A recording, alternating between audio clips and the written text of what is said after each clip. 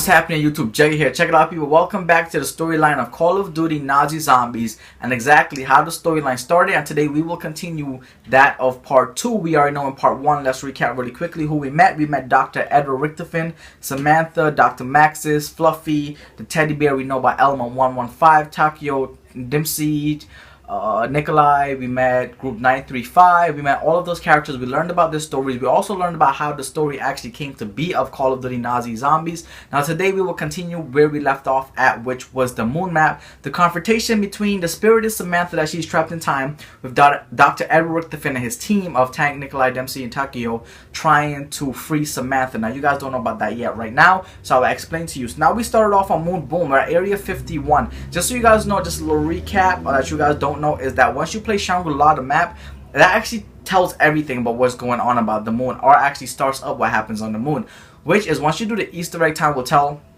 on Shangri-La, you will see that this focusing stone actually reveals the past of, well, actually the past and future of Richtofen. Now we're actually seeing Richtofen die. He actually goes into the future once you do the Easter egg, and he will see himself, his casket, not his casket, but his tombstone right there. He's actually looking at himself with the tombstone of him already dead. Now we do know that Richtofen dies because of that, but how does it all transpire, and does he really actually die? Because remember, this is a zombie game. Does he come back? Now I'm going to close that and leave that with a question mark, because we don't know at this point in time what happens to that, because after you do that Easter egg, we actually come back to the present and we spawn with all of the perks again. You have to do one by one for each player in order for all of them to become invincible, just like the moon map once you do the Easter egg. Now once we get to the moon map, now you guys know the little bit future history of Richtofen. Now we are at the moon map. We all spawn at Area 51. Now once we are at Area 51, we need to get to the moon, because Samantha decided, well, Richtofen decided to talk to Samantha. He was like, yo, Samantha, check this out. By the way, he's talking to her spirit, alright? Just so you guys know, remember, she's still trapped in time. So he got onto her by doing the Shangri-La Easter egg. He actually spoke to her through that essence. So now he's talking to her. He's like, yo, Samantha, I'm gonna go to the moon, okay? So we all use the teleporter to get to the moon. Now you guys already know how much impact the teleporters have to do with the storyline. So now we all get to the moon. We're on the moon. Yeah, we're happy now. What's going to happen on the moon transpires and transcends, and a whole bunch of events takes place on the moon map, and it has a lot to do with the storyline, which is one of my favorite zombie maps, by the way, because it has everything to do with the storyline, especially how Black Ops 1 ended and how will it continue, and actually how Origins got into the play of moon map. It's crazy. So this might take a little bit for me to explain, but you guys will get it at the end. Okay, so now we are on the moon map. Dr. Edward Richtofen is speaking to the spirit of Samantha. He's like, yo, Samantha, I want to control all of the zombies on the earth. We're on the moon, right? Those zombies are taking over the earth. They're invaded, so we have to get out of there. That's why when you start the map, they all come after us because it's too much. We can't take it. We have no control over the zombies. So Dr. Edward Richtofen is telling Samantha, look, give me control of the zombies, because remember, she controls the zombies. So he's like, give me control of the zombies so I can take over the world. And give me all of the perks, all 8 perks at that time. You guys seen some of them back here. I'm a big zombies fan, so sorry for that. I do actually have the perk bottles to all perks laid out. You guys actually seen a video of that, and I do have the ray gun model in another video which I showed you guys that as well, an exact replica of the ray gun. But anyway, so he's like, give me all the control of all of the zombies and give me all of the perks and let me be invincible to control the zombies. And she's like, what is wrong with you? I'm trying to kill you. Why would I help you? And he was like, okay, help me and I will do you a favor. And she was like, what can you possibly do for me that I can't do for myself, because I'm about to kill you and your team? And he was like, I'll free you. She was like, what? You're gonna free me? I get to come back? I get to bring out my family, Fluffy, I said Puffy, Fluffy, Dr. Maxis, my dad, and my teddy bear? I get to bring out my whole family. He's like, yes, I'll free you and your entire family, but first I'll free you first, alright, just to make sure that the deal is straight, but you gotta give me all the 8 perks and control of the zombies. And she was like, okay, I will do that, just free me, which is the moon map has 2 parts to the Easter egg. There are 20 steps of the Easter egg. Oh man, I did it so many times. It's amazing. That's so many times I did it, because every time I do it, it's like a different essence. It's crazy. But if you actually do the moon map Easter egg, 20 steps, the first 10 steps, you guys can see that Richtofen actually freed Samantha from the pyramids, which is the cryptogenic achievement. You got 75 gamer score for that if you're an Xbox 360 at the time. And you actually free her, and you see her spirit. You don't see her body. You don't see her natural body. You see her spirit, and that's when you free her. that's when you free her to the point where you see her, but not actually free her to the point where you actually, you know, get to interact with her, like touching her and stuff like that. But no, but you can still hear her. Rick the Finn is the only one that can actually hear Samantha, because he's the only one that can communicate with her. Duh, because in part 1, guess what happened? He teleported her through time, right? So she was like, cool. So she was like, okay, now that I'm free just a little bit, can you complete it?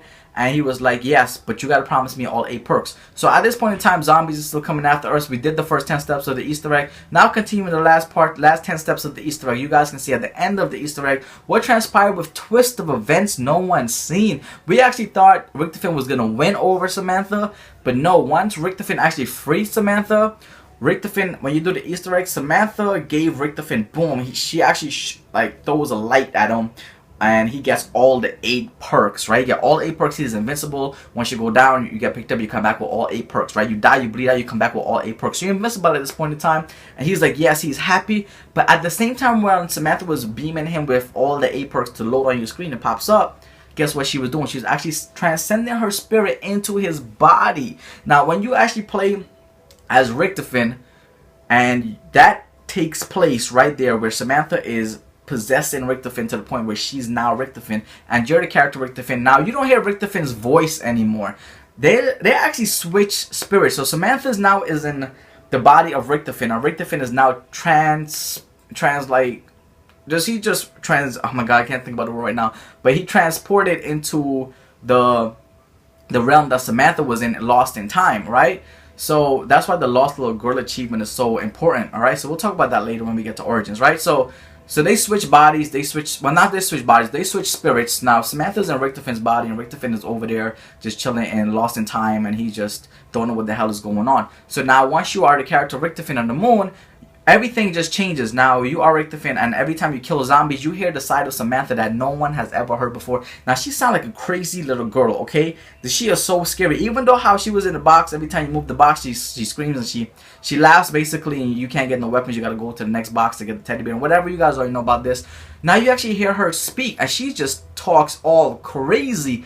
She was like, "That will die." I mean, she just goes insane, and you guys hear, and she's like, "Told you, Rick the Finn, you will die." I mean, it's crazy, right? And you hear all of this stuff that she's saying when you are the character of Rick the Finn, and she just goes crazy, and she just mentions a whole bunch of stuff about the storyline that we actually get to reveal. So where the hell is Rick the Finn? Well, Rick the Finn is stuck in a box. Every time you hit the box now, and every time you pick up double points, it's not Maxis anymore. It is now Rick the Finn controlling the spirit world. And that's the thing. So Rick the Finn is trapped. He's trying to get out. Samantha takes over his body, and that's how the moon map actually ends. And Rick the Finn gets to blow up the Earth, but it never destroyed. He just blew up the Earth to certain parts. That's when Black Ops 2 came out, and I seen transit mode when they previewed it, and I seen some parts of transit was actually on fire. I was like, okay, maybe those are the rockets from Rick the Finn when he did the moon Easter egg, and it blew up part of the Earth, and I was like, cool, this is where the story leaves off at, because at the end we didn't know if Rick the Finn was gonna get back his body, if Samantha was actually gonna be free to the point where she gets her own body back, or they actually exercise her where she just vanishes and she comes back. Like, we don't know what happened. So that left a big cliffhanger, I think at least for 2 years, because Modern Warfare 3 came out after Black Ops 1. So that left the cliffhanger for 2 years. Black Ops 2 came out, Transit Mode came out. What's gonna happen? Again, is Rick the Finn gonna get back his body because he's trapped in the spirit world? Or is Samantha gonna control all the zombies through Rick the Finn's body, and Samantha gonna be free or not? Like, what's gonna happen? Where the hell is Dr. Maxis through all of this? So it just goes crazy once Black Ops 2 come out. Now, when Black Ops 2 came out, I was like, yes, we get to find out what happened. Now, that's not what happened when Black Ops 2 came out. We learned later on Origins, the last map pack took 9 months when the game came out to finally figure out the rest of the storyline, because Misty and Martin's storyline with Russman and Stuhlinger had really nothing to do with the main storyline. There was actually a different, like, chapter, a sub-chapter, like, of zombies. It had really nothing to do with anything about Rick the Finn and Maxis and Samantha's storyline. Really didn't. But it was a sub storyline by itself, which was interesting, but I really wanted to deal with more of the main storyline. Now, Stuhlinger, well, Eugene, just so you guys know, Marlton, sorry, Eugene. I'll call him Eugene because he looks like a Eugene to me. But Marlton, oh, I'm so sorry. But Marlton and Misty was actually dating. I don't know if you guys listened to everything in the storyline, when they was talking when you play the maps, like transit mode and Doris and stuff like that. But me, I listen to everything that Treyarch has to offer in their video games, you know, when it comes to zombies. Like every little detail that they put out, every little single detail that they put out, every little speeches that they put out. I read all the messages on the loading screen. I look at the map on the loading screen, and I, you know, try to figure things out before I get into the map. I mean, I'm just that into zombies that I'm detail orientated when it comes to like playing a zombie map. I'm like all about what contributes to the storyline and how they kill the zombies and what every little thing that is in the game, how it affects me as a character and the storyline, and how we're gonna defeat these zombies and beat this map. I'm all about that. So when, just so you know, again, Marlton and Misty were boyfriend and girlfriend. If you paid attention, they have a crazy romantic story because Marlton is really, he loves Misty, right? But Misty is such a jerk sometimes to him. She really talks about him so bad. Like when they're playing characters of boyfriend and girlfriend, they just, yeah, he's like, Misty, I love you, and da-da-da, and she's like, Marlton, can you please reload and drop some ammo and just shut up so I can kill these zombies? I mean, Misty is crazy, right? But Eugene just goes along with it. But I'm going to end that right there. So, Mob of the Dead came around, right? And Mob of the Dead, we was like, what the hell does... Mob of the Dead, by the way, is a fantastic map. I mean, that map has so much detail. It was probably one of my favorite ultimate maps of Black Ops 2 on side of Origins. Because, it had, you know, Treyarch added so many new things into it. Music, for every single different room you went into, background music, and that's stuff that I pay attention to, and it adds, you know, variety and, you know, scariness and suspense and thriller to the game of zombies. And like the lightning, the thunder, and I mean everything was amazing about that map. Now we didn't learn later until we get to Origins. Again, Origins is such a big deal because we didn't learn till later that Richtofen actually had a vial on him, and that vial in his pocket was the blood of the mobsters in Mob of the Dead. We didn't learn that later till Origins came out. And that's the thing about Origins. Like Origins, that's how Black Ops 2 should have started, from Origins. It should not have gone Transit, Nuketown Zombies. I mean, Nuketown Zombies is a good map too. Transit, Nuketown Zombies, Doris, Mob of the Dead, and then Origins. Like, it shouldn't have went to that. It should just start off with Origins, because Origins had to do everything with the main storyline, because now we still don't know what the hell happened between Maxis, Samantha, Richtofen. We don't still know what happened at the end of Moon. We still don't know. But what we do know is a whole bunch of different other things, which is crazy, because every time we play a map, it just adds more mystery to the zombie storyline, which is great because I love it. I eat it, I feed off of it, because it just brings me so much energy of playing this game. I'm so into it. So hope you guys get into it for my storyline too as well. So boom, we hit Origins. And we're like, whoa, the cutscene itself says a lot. Group 935 found the meteor. You guys seen that from part 1. I explained that. You guys see that actually in the cutscene of Origins. And as well how Tank, Dempsey, Nikolai, Takio meets up with Dr. Edward Richtofen while experimenting on zombies. And that's the thing, because at that point in time, no one knew what Richtofen looked like. And Maxis at the same time. Like, I mean, as picture-wise and age-wise. We didn't know the comparison between them. So me personally, for all these years, I was thinking that, hey, Richtofen and Maxis is the same age. They have to be. Hell no, that's not what happened. Richtofen was way younger than Maxis, and we learned about this at the load screen of Origins. When it pops up, boom, there's a side-by-side picture of Richtofen and Maxis, and they look totally different. At least like 35-40 years older.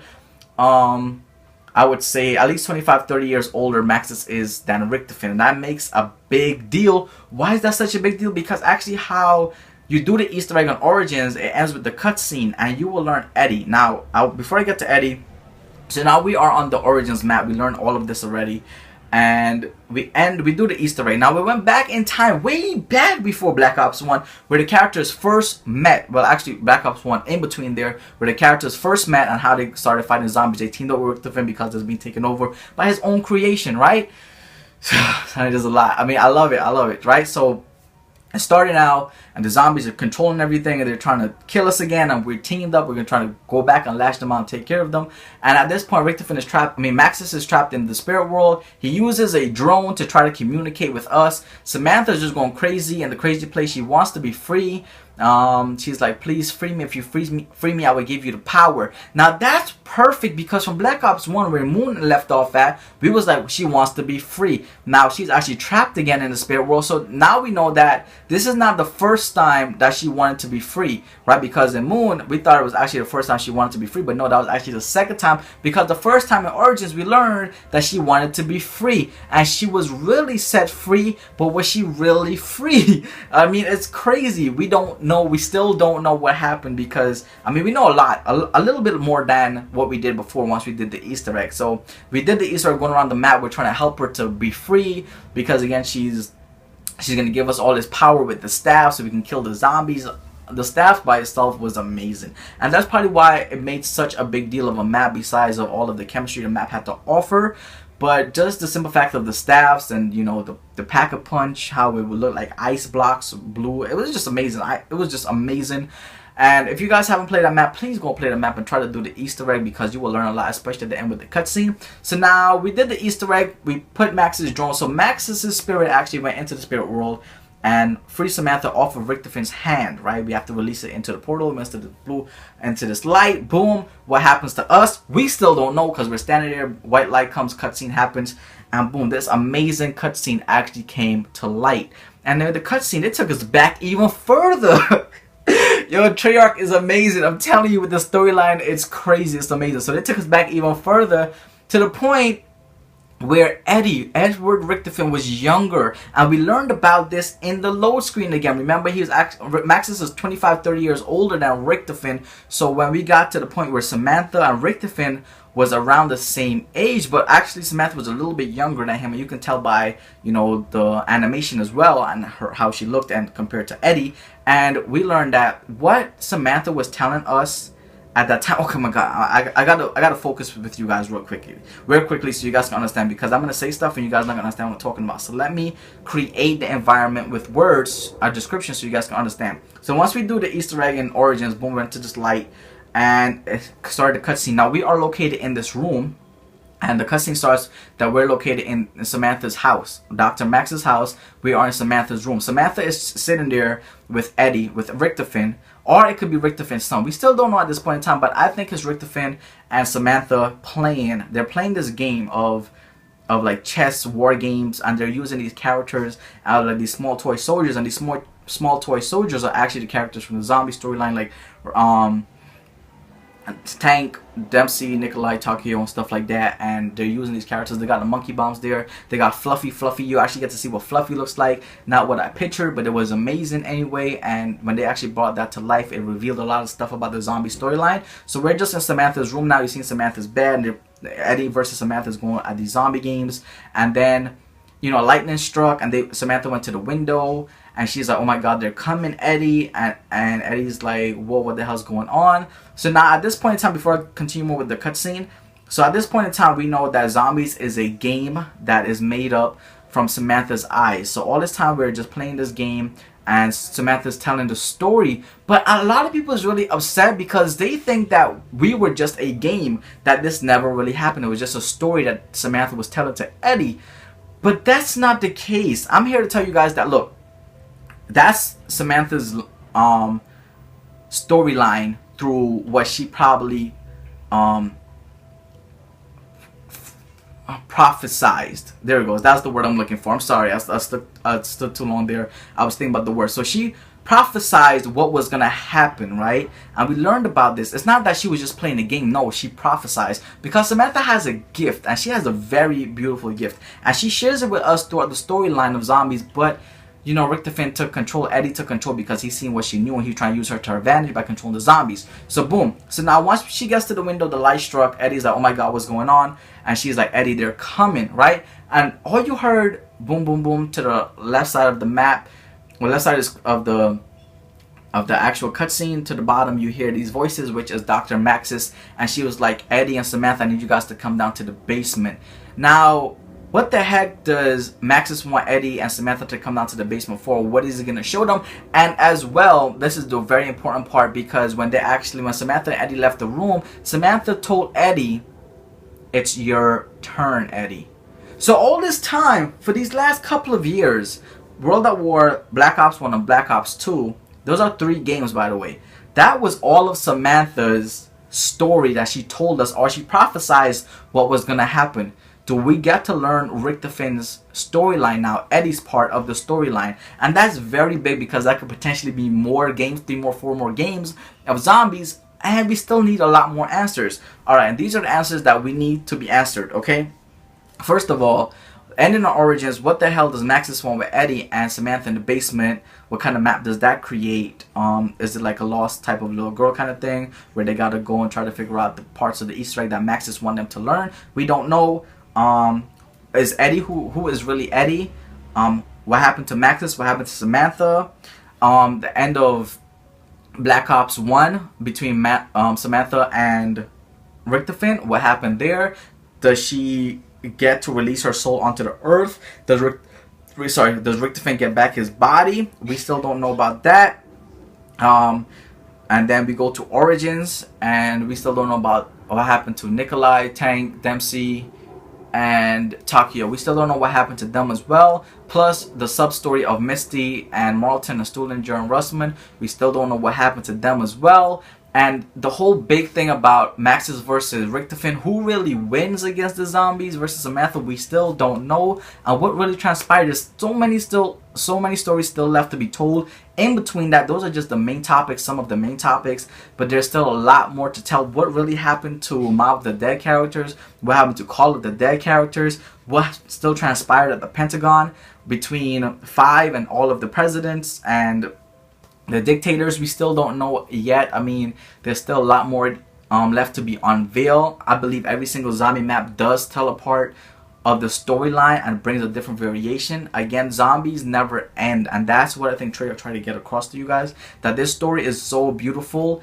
that everyone just needs to like take time, play these maps, and understand what's going on. The game itself is amazing. Zombies are amazing, and that's why I feed into it, because I love it. I love the characters, I love the storyline, I love everything that Treyarch has to offer. And that's me, and that's why I do so well in zombies, because I'm not only a great player when it comes to zombies by, you know, going to round 116 on every map, or showing you guys the achievements, how to do this, how to do that, you know, Leroy, I mean, everything. I showed you guys everything that you guys need to know, how the perks work, how to beat certain maps, strategies, tips. I mean, everything about zombies.